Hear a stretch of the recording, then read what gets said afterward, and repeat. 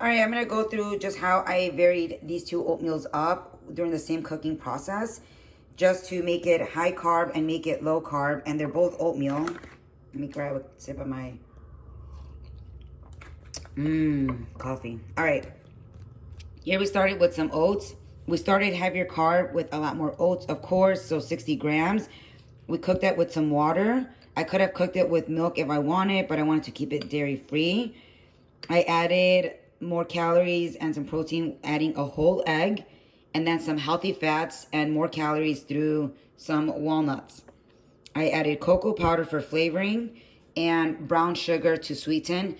So the brown sugar, the more oats, the nuts or the walnuts, they're all contributing to more carbs and higher calorie.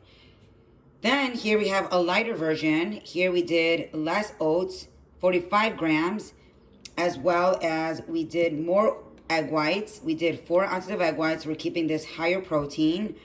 I sweetened this with my stevia to keep the calories and sugars low instead of the brown sugar and instead of the cocoa powder, because I did want crunch.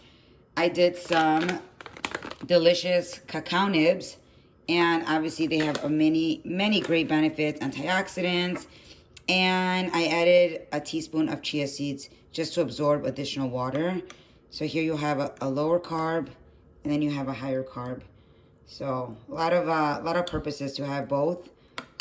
Here you can have for your really heavy days, you're in mass gaining, you're in bulking season, or you're gonna have a full day ahead of you, high energy needs, great option.